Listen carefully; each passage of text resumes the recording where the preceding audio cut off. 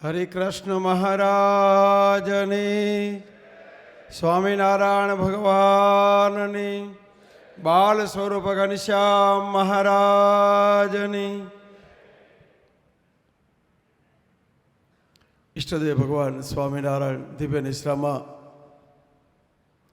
વક્તા મહોદયશ્રીઓ, આજના આપણા સભાને શોભાવનારા, જેનો સ્વભાવ સરળ છે, જેની ઉપર સંપ્રદાયનો મોટો બોજો છે, એવા પૂજ્યપાદ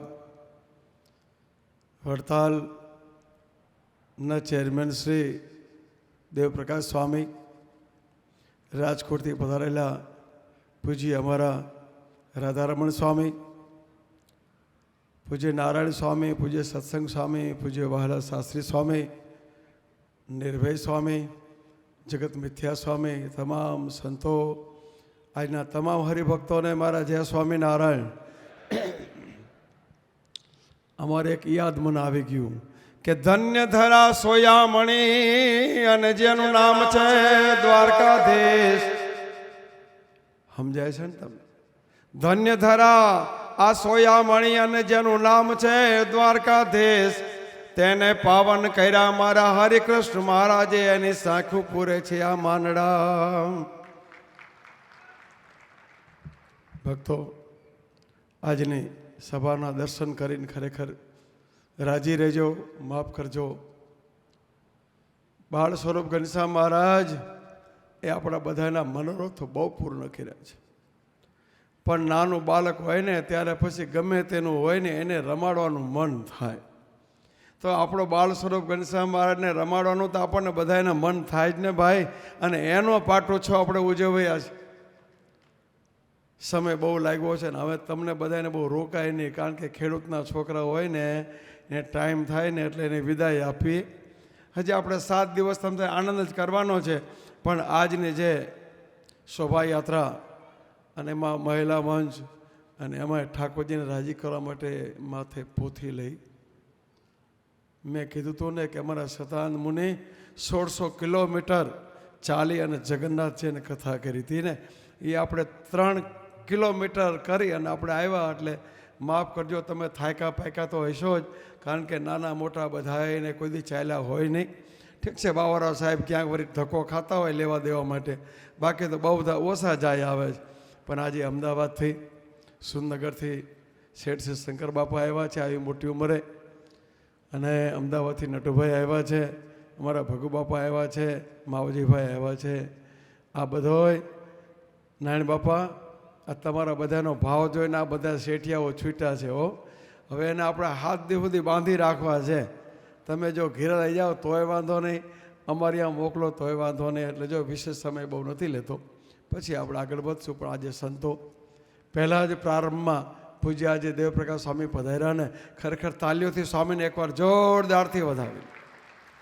અમારા રાધારમણ સ્વામી છે ને, હમણાં 5 દિવસ અમે બે ભેગા જ હતા, અને એમની મીઠી વાણી મારા કરતાં વધારે મીઠી જો, એ બોલે એટલું પણ અતિ મીઠી છે. અમારા નિર્ભય સ્વામી આવ્યા છે, જગત મિથ્યા સ્વામી આવ્યા છે. આ બધા સીએ છે, ગોલ્ડ મેડલિસ્ટ સંતો છે.